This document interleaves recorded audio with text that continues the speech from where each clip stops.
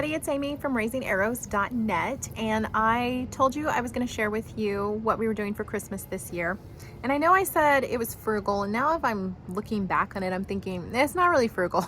I mean, it could be frugal. It could be a lot more frugal than what I'm doing, but it can be frugal, and it also honors who your children are individually, and it's also something that's going to last them much longer than Christmas Day. And that was actually what I was looking for this year. It seems like the last several years I have really stressed about Christmas. I don't usually stress about Christmas, but I have been kind of, well, I don't want to just get a bunch of toys that are gonna sit in the house and take up space and clutter, and I'm gonna want to get rid of come January 1st. I want to do something that's more long lasting, and that's what I was kind of on the lookout for this year. And I happened upon an idea that I decided was really something that I wanted to do for us. I'm sitting outside, by the way, and so you might end up hearing my wind chimes. Can you see my wind chimes over there? Let's see, I don't know if I can. There, they are Corinthian bells, and they are beautiful, but they might make a little bit of noise while I'm out here. I'm also going to have to be careful what I say because my 15-year-old edits this video, so I can't tell you what his Christmas present is, but I can tell you kind of what we're doing this year, and maybe it will help you if you're having trouble figuring out what to do for your kids and all you can think of is useless junk. Which is what I end up thinking of first.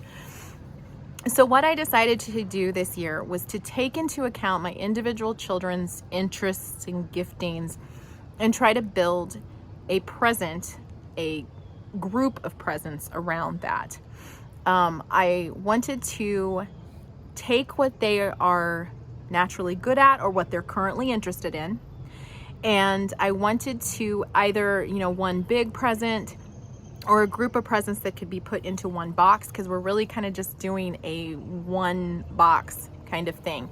They're each going to do their sibling shop, which is where they go to the dollar store and they buy some, little $1 trinket for each of their siblings. They just love doing that. And so they're still going to do that. They really wanted to do that. We had a family meeting about all of this and trying to figure out what to do. But we as parents are only going to do the one big present. However, this one big present may be several things inside one box. So if you follow my direction there.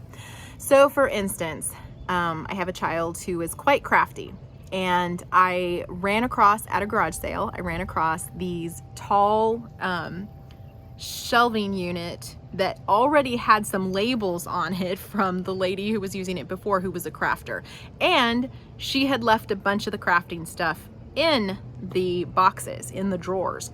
And so bonus, I got them really cheap, and then I'm also just kind of adding some little crafty things I find along the way, and I'm putting those in there. So that's going to be my crafty kids present. And I can hear a kid in my kitchen, so now I have to be quiet and figure out if they're listening. Hang on just a second. Hello? Okay, is it you, Micah? Okay, we're good. It was Micah. He is my 12-year-old. He'll be 13 New Year's Day.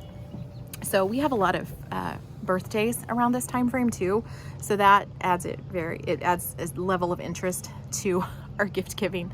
Maybe that's why I get a little burned out on the whole thing.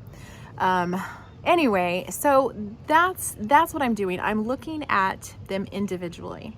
I have one kid who loves cats, and so I'm kind of doing a cat theme. I have a daughter who loves to bake, and so I'm doing a baking theme for her. Now my adult son and his fiance, I think I'm just gonna do gift cards. I think I'm gonna get her a gift card to Hobby Lobby. She's very crafty, and that way she can go get what she wants to get. But it still kind of has a theme to it. I'm really trying to think about, who they are individually and what they might use all throughout the year, not just on Christmas Day. You buy them a present and that's a toy, and it seems like, they get like an hour or two of enjoyment out of it. Maybe they come back to it a few times a year, but it feels like it was a waste. And I don't want to do that. I talked in the last video about how I want to be a good steward of what God has given us, and this is part of it. I want to be a good steward not only of the finances that God has given us and the money when it comes to buying a present, but also of my children. God gave me these children, and so I want to be good stewards of them as well and help them to hone their gifts and their skills and further those interests. And so I'm looking at them individually and trying to do kind of this theme. And so I'd encourage you, if you're kind of stumped on what to get your kids this Christmas, think about who they are individually, and then kind of build a present around those giftings, those blessings, who they are, what their interests are. But then think about, is this going to last them more than one day? And is this going to be something that continues through the years, as something that they will cherish, they will use continually? I have a post on my blog about large family gift giving. I would highly encourage you to take a look at that post as well, because there's lots of ideas in that post about things that are a little outside the box, very different from what you typically think of for gifts. And these would be great ideas too for grandparents. So you might just share the post itself. It'll be down in the description. Just share the post itself with your parents and the grandparents, and just to kind of give them some ideas of things that they might be able to do.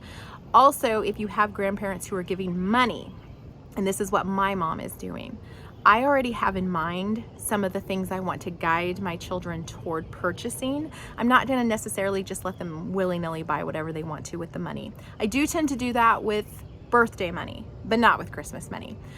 Some of them have mentioned these various games that they're interested in. I think I'm going to kind of guide them toward these board games that they've been interested in, and say, hey, why don't we kind of pool all this together and we buy some new board games. I think we've done puzzles in the past, and those are endless hours of entertainment and fun, and then we're able to share those with others. There's a little restaurant back in our hometown area that you can trade out the puzzles, and so we'll take our old puzzles and we'll trade them out and get new ones to do, and so that's been really enjoyable.